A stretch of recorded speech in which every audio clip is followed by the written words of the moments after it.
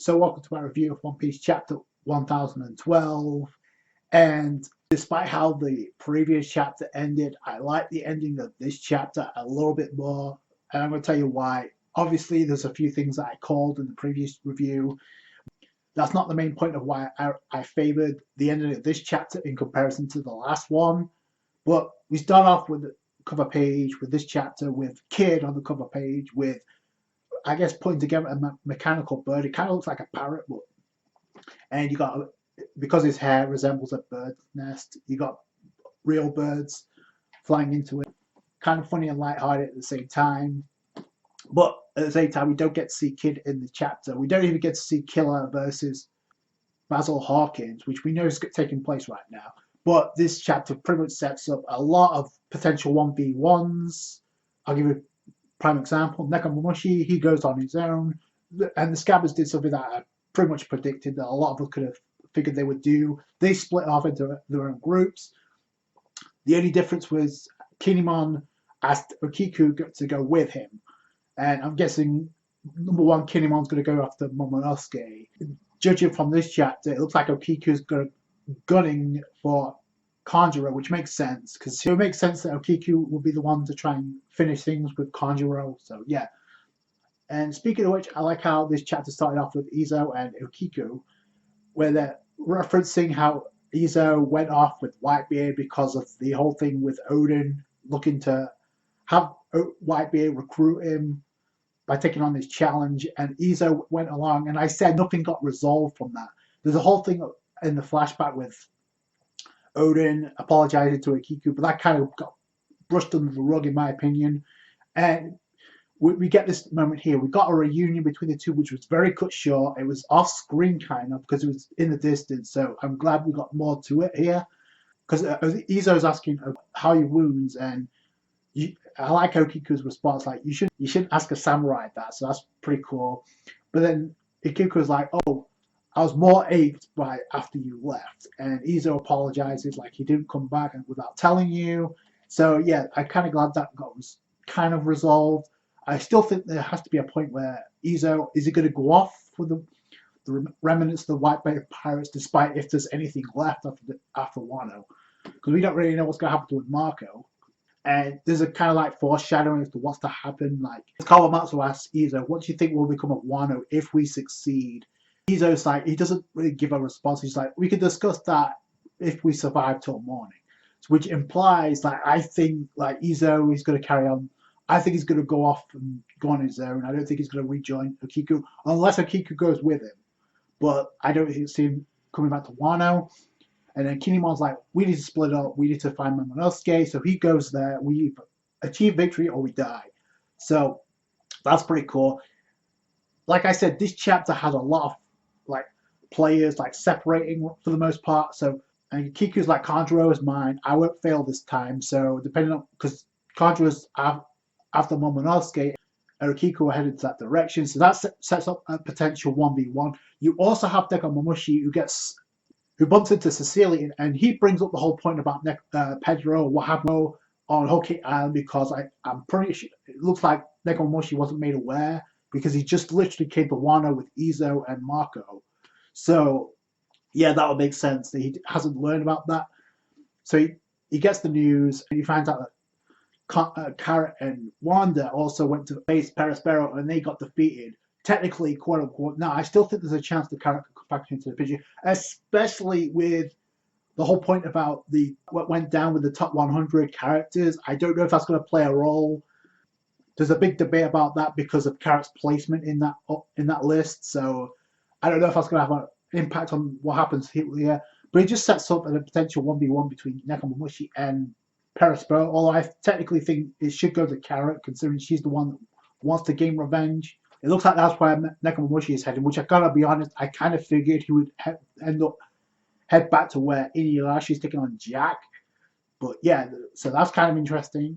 So Nekomamushi goes flying off, he jumps up, he darts off, and then we go to another separation because we see Yamato, his logbook too, and he also gets a doll for some reason. According to Yamato, she says, this will be your decoy.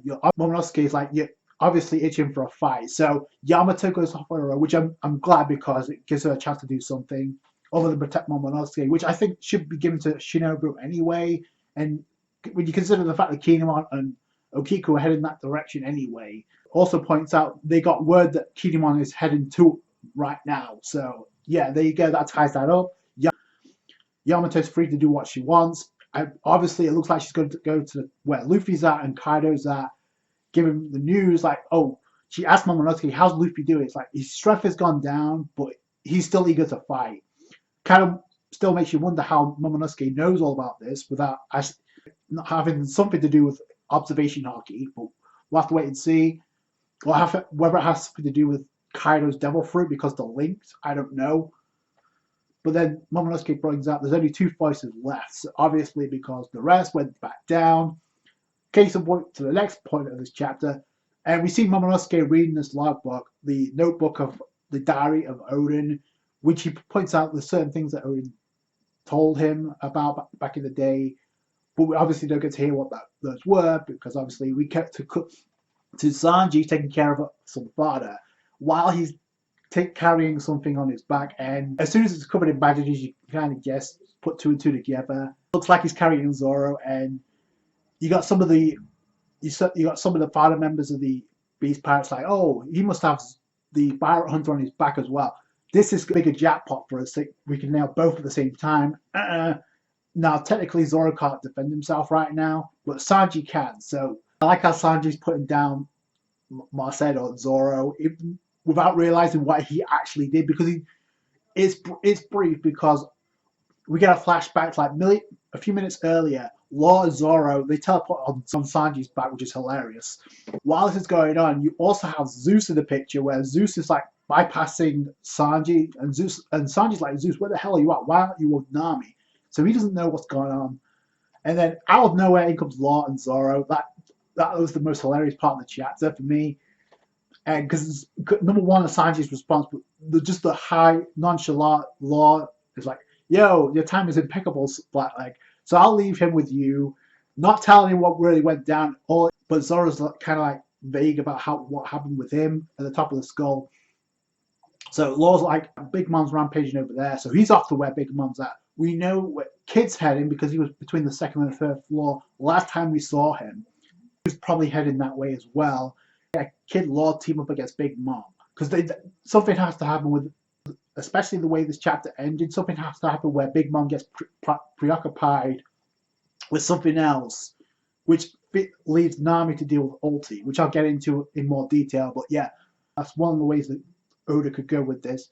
He bandages up Zoro, and it kind of reminds me of what Perona did with Zoro, Mihawk's place. So I thought that's kind of funny. Exactly the same, but he's pointing out, oh, Big Mom and Kaido were responsible for this, and Sanji's like figures. Sanji's like, guess making it up there is nothing to sneeze at. And then he's like, how's Luffy doing? And it's like, seems like he figured something out at the last moment, and he said he's gonna win. And Sanji's like, obviously.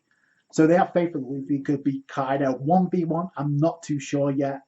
And Sanji's like, where should I dump you? Which it brings me back to another point that I had about Law. When I said in my last review, with Law tended to Zoro, I didn't think he was going to be the one to patch Zoro up, just because like there's things to do. Like he mentioned, like he had to go after Big Mom, so I don't see him sitting around and patching Zoro back up. He could do that, but for plot purposes, it needs to be tended to somebody else. Sanji can't do that because he admits I have no idea how to do that.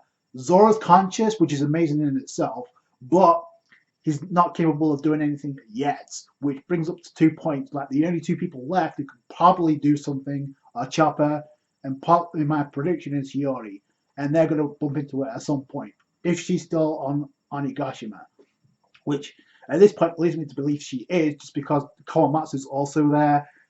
So it's also there because Kawamatsu literally bumps into Sanji and Zoro. Sanji's with Kawamatsu and Izo, and they just run forward. So I get the feeling something's going to happen where they bump into Hiyori at some point. The whole thing about Big Mom in the last chapter, I said at that point, is going to be a very polarizing topic to discuss because of what could potentially happen. Now, I wasn't too harsh on Big Mom potentially on the side of Atama. I was more the thing that upset me the most was like Big Mom interfering with the whole Usopp versus Page One because it denied Usopp a potential opportunity here. So that's the problem I had. It's not Big Mom switching sides because I think we all figured that was going to happen at some point. It wasn't amnesia, but just the way everything went about it. Now, here's the thing: a lot of people went. There's a few people that tore that chapter to shreds because of the ending. But it's interesting to me, like Oda, like he did this intentionally, knowing how people would react. And if you notice, the very next chapter he did, look at what Big Mom says. When Nami and Usopp said, "Hey, take care of Ulti," and Big Mom's like, "Shut your mouth, don't open it around. I'm gonna finish you off after I deal with her."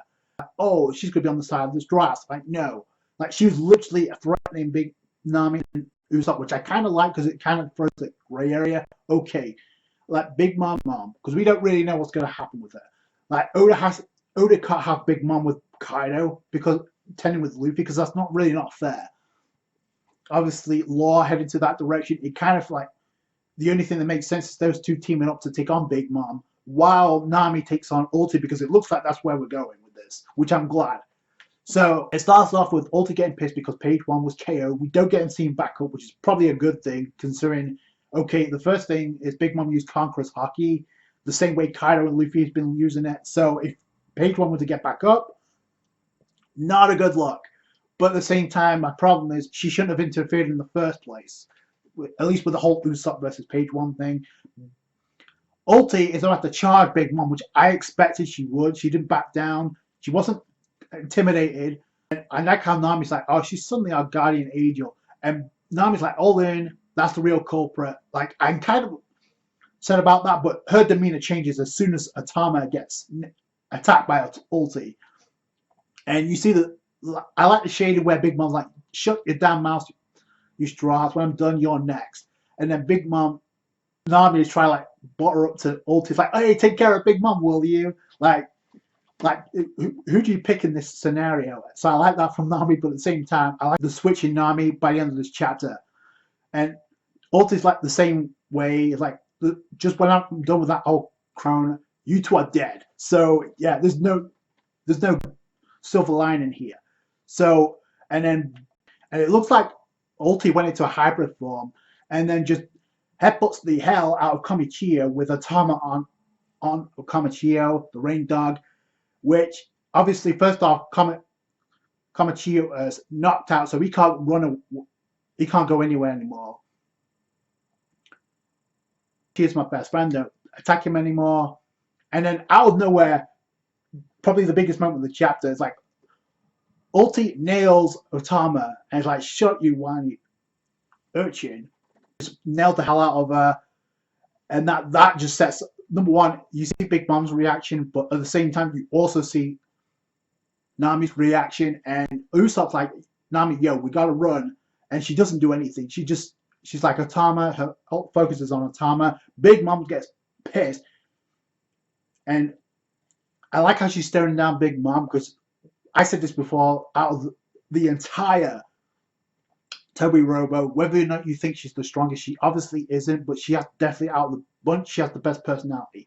I said this before, Black Maria has the best design, Ulti definitely has the best personality, because she just stood her ground against Big Mom, and it looked like Big Mom was about to attack, and then also Usopp is, while this is going on, Usopp's like, Nami, yo, we gotta run, what are you doing? How can I run when somebody raises a hand against a child? And then she knocks the hell out of Ulti in a hyper form, and then she's like, how dare you hit Atama? I'm going to beat this woman to a pulp. Like I said, the switch in Nami, the moment Atama was nailed by Ulti, I said in my last review, like somebody needs to target, I hate to say it, but somebody needs to target Atama to spice things up a bit.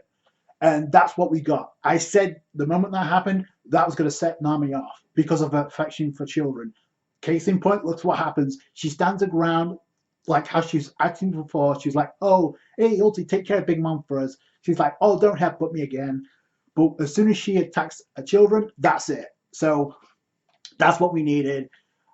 I pray to God that Big Mom does not interfere, and I hope Kid and Law get involved next chapter, because this needs to go down now. Like, Ulti's getting back up because the way that Nami says, I'm going to beat this woman up, you don't say that unless this fight's over, which I don't think this is going to be a one-shot, just because Ulti tanked a lot. She was going strike for strike with Luffy in Gear 4, about to force Luffy to go Gear 4, so we know she's no joke. She tanked a hit from Yamato. So this is going to be a tough fight for Nami with Zeus on the horizon. Yeah, this could be a potential good moment for Nami. It sucks that Usopp doesn't get that moment because of what happened in the previous chapter, but I'm glad this chapter ends with Nami attacking, not Big Mom. That's what needed to happen. I hope that's where this continues. We'll have to wait and see. Again, I just want to point out the whole point with Yamato now. She points out that Luffy versus Kaido is 1v1, but she's still heading up that way anyhow. Yamato is one of those potential witnesses that has to see the downfall of Kaido because she doesn't agree with what Kaido's been doing. She's a fan of Kazuki Oden. She needs to witness the downfall of Kaido and Orochi, Soda Hiyori, and Momonosuke. And if any of the Scabbards is going to see this, it's probably going to be Kinemon unless he gets involved in the 1v1. I can't see who is going to be up against at this point. But judging from the flashback, it wouldn't surprise me if Kinemon goes up against Queen. Just because, if you remember, and we actually got this literally in the anime, like, Queen KO'd Ashura Doji, but Ashura Doji is pretty much KO'd at this point. So, and Kinemon also got KO'd, so it would make most sense if Queen also tends to Kinemon, and that's where Sanji cuts in, because Sanji was looking to help out Kinemon a while back. So, we don't get to see what happens with the rest of the Toby Robot. It's focused more on Ulti versus Nami now, which I'm all in favor for. It's something I've been pitching for ever since it was foreshadowed. It's needed to happen. Nami's got the motivation now. Does she have what it takes? We're going to find out pretty soon. I pray to God that the Big Mom does not get involved in this fight. That's why I want. It's like, this literally has to be 1v1 now. Like, because this is personal for Nami and Ulti. Like, it's personal for Ulti because she's like, I'm going to kill this woman for what she said about Luffy, for not denouncing the fact that he wasn't going to become king of the pirates. Like, Nami's like, no, in tears, saying, like, Luffy will become king of the pirates. Nami now, because of Tama being attacked, now I don't, if she's fully KO'd, that's going to add more to the emotion, but like I said, that's something that needed to happen with Tama being there. Usopp could take her and run with. I don't think that's a problem. The problem now is what happens with Big Mom. The only thing that makes sense is Kid or Law showing up to deal with Big Mom, because she was threatening Nami and Usopp anyway. So that would make the most sense right now. Tama's KO'd because she can't, which is probably a good thing. So she can't command Olin or Big Mom anymore. So Big Mom's a wild card. So I like that. For all intents and purposes, despite the fact that Big Mom is playing for the side of Atama, it's kind of a gray area when you take Atama out of the equation by being knocked out. And now you have a big raging Big Mom, which she's going to go on a rampage. Like, I'm curious to see what's happening elsewhere. It's kind of funny that Sanji hasn't bumped into Queen yet. Like, he hasn't had a 1v1. But like I said, maybe now's not the right time, because it's obvious that Zoro's going to get patched up. He's going to recover. The only question is who's going to patch him up. The only thing that makes sense right now is Hiyori, because unless Chopper could do it, like, I don't see who else could do it. Law's like, he dipped, so he's heading to where Big Mom's at. Kid's on his way, and I like how Sanji bumped into Zeus to reinforce that whole notion, like, Zeus going to patch things up with Nami, and that's how they're going to defeat Ulti, because Nami needs a hell of an attack to, like, fully KO Ulti at this point. There's a lot of interesting scenarios in the chapter. Personally, I like this chapter a hell of a lot more than the last one, just because now this, all bets are off because of Nami and a change in demeanor. Like this is something I've been calling for a while, and we finally got it. So I can't wait to see what Nami does. It's been a while since she's had a really good 1v1, so I can't wait to switch. It's kind of like the same feeling I had against Robin when she gets motivated. I kind of want to see what she can do when she's fully invested in a 1v1. This is the best chance we've got. It sucks that Usopp won't get that opportunity, at least not yet. So we'll have to wait and see. In my opinion, Nami was the MVP of this chapter because she stepped up a game, like big time. And I can't find it to be kind of like the whole Big Mom dynamic, how that's just a subjective opinion. You can either love it or you can hate it. I reserve my opinion because we don't really know what's going to happen with her. So I was more upset at that getting involved with the whole page one thing. I hate to keep harping on that, but that's how I felt. But the whole thing about the top 100 characters and how certain characters placed, like, I'll give you a prime example. Carrot landed 8th. Yamato ended 11th, which I don't have a problem with considering Yamato is a recently introduced character from a year ago. Like, we didn't really know she existed, and much less Kaido's daughter. So the fact that she's 11th, I don't have a problem with. A lot of people have a problem with Carrot being at 8th because there's a lot more characters that probably should be there. But yeah, like the top 100 characters of One Piece that was voted worldwide, like that's a subjective opinion. So kind of like this the ending of the last chapter is a subjective opinion. Like, you could either love it or you could hate it. So that's the beauty of One Piece. And again, I want to reiterate, Oda did this intentionally, knowing how people react to his work. So that's going to do it for today, guys. Thank you so much for watching. Let me know what you guys think in the comments below. If you agree or disagree with my opinions. Then what do you guys think about the top 100 characters in the comments below, as well as what you think Ulti and Nami 1v1 they're about to throw down. So I can't wait. Like the review if you did, hit that thumbs up. I appreciate that. Subscribe to the channel for more One Piece. Catch you guys later. Thanks, guys. Bye.